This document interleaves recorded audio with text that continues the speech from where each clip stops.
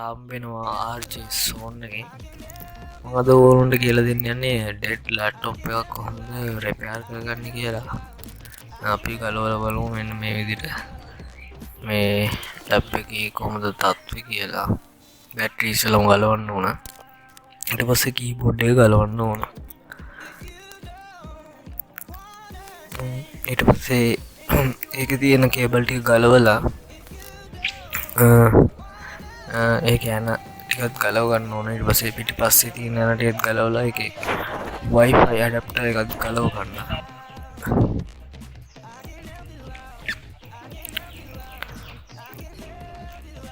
මේ ආකාරයෙන් ගලවලා අපි බලමු මේ බෝඩ් එකේ කොහොමද තත්ත්වය කියලා.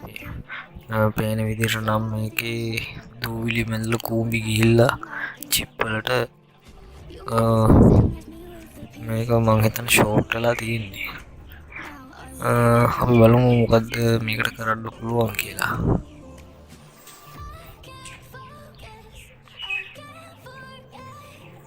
මේක ඩෙල් ලැප්ටොප් එක.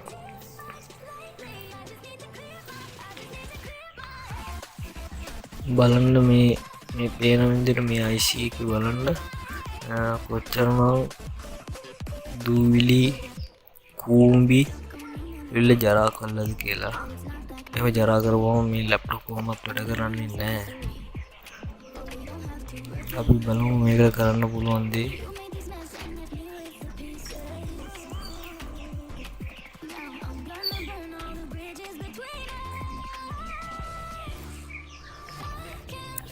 මේ තියෙන්නේ USB ඉන්පුට් කරන පෝට් එක.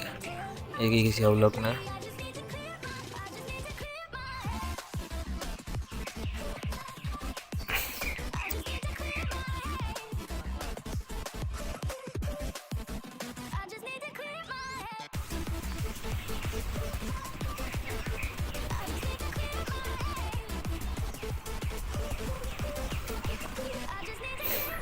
මේ තියෙන BIOS බැටරි එක අපි බලමු. BIOS බැටරි එක නම් කිසිම අවුලක් නැහැ වගේමට පේන. අපි මේක වෝල්ටේජ් චෙක් කරන්නත් ඕන. අපි බලමු කොහොමද වෝල්ටේජ් එන්නේ කියලා ඉස්සරහට.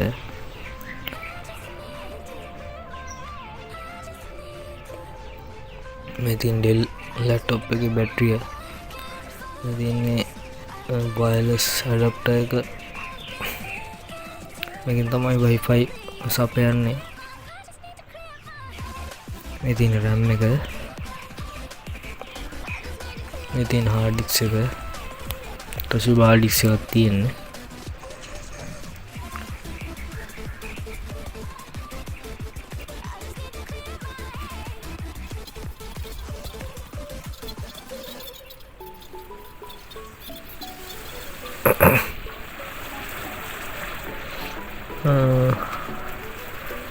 අපි මේ මදර්බෝඩ් එක ගලවලා ගත්තාම පිටිපස්සෙත් දූවිලි වගේ බෙදලා තියෙනවා අපිට පේනවා.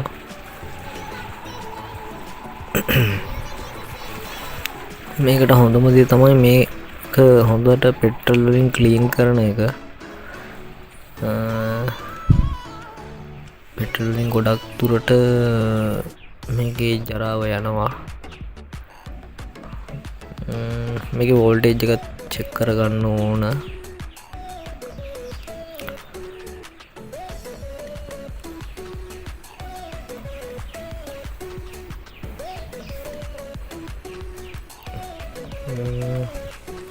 දැන් අපි මේක හොඳට ක්ලීන් කරගමු පෙට්‍රල් වලින්.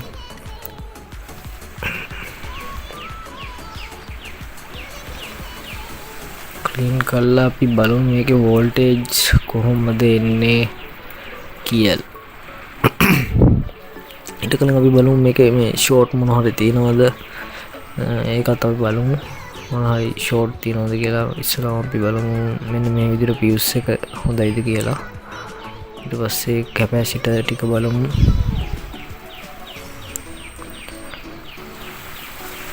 මේ විදිහට කැපැසිටර් ටික බලනවා.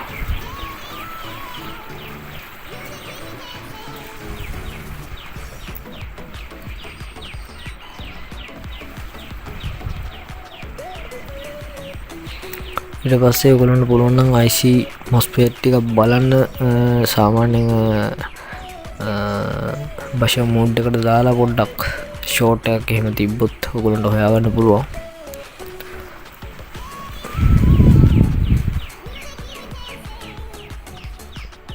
පේන විදිහට නම් ෂෝට් මුකුත් නැහැ. හරි. අපි දැන් මේක ක්ලීන් කරලා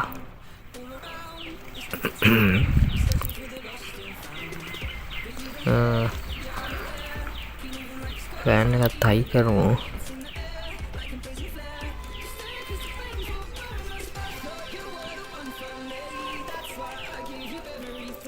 ක්ලීන් වෙච්ච නැති තැන් හොඳට බලලා ක්ලීන් කරගන්න. නැත්තම් ආයෙත් LED එම එන්න පුළුවන්.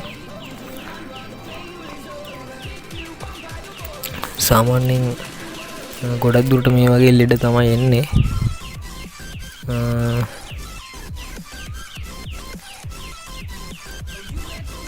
ෆෑන් එකේ කේබල් එකක් ගා ගන්න.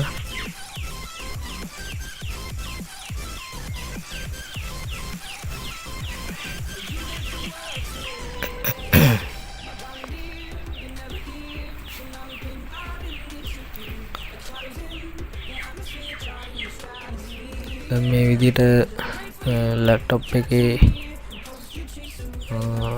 බැටරි පැත්ත සහ ඩිස්ප්ලේ එක කනෙක්ට් කරගන්න.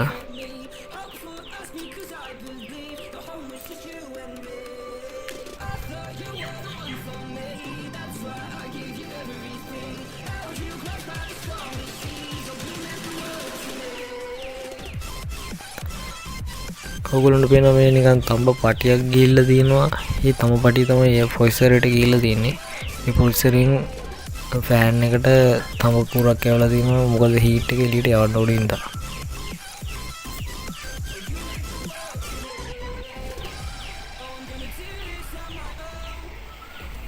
හරි අපි ක්ලීන් කරලා දැන් අපි දාලා බලමු මොකද වෙන්නේ කියලා. ලැප් එක ඔන් වෙනවද නැද්ද කියලා.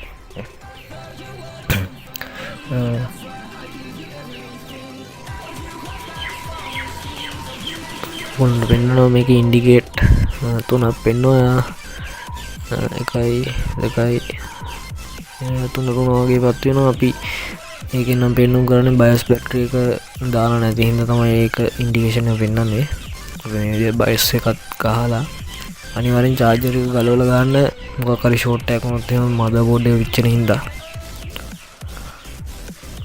හරියට පැත්ත බලලා දාන්න. දරන හරියට බලලා දාන්න.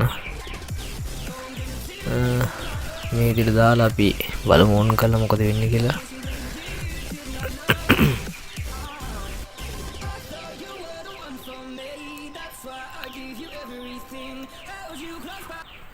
ඒක පෙන්වන්නේ නම් බැටරිය නැති හින්දා අපි බැටරියත් කනෙක්ට් කරලා ඔන් කරලා බලමු.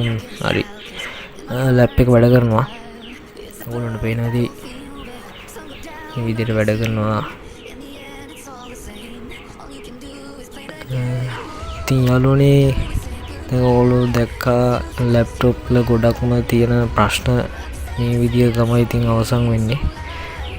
ඔයගොල්ලන්ට පොඩ්ඩක් try කරලා බලන්න. පොඩ්ඩක් ලැප්ටොප් එක සාමාන්‍යයෙන් ගලව ගන්න වෙන මොකක් හරි කම්පැනි එකකට දීලා බලා ගන්න. ඉතින් මේ වගේ වීඩියෝ හම්බෙමු. මෙයා ජේසුන්. ඔබට සුබ දවසක්.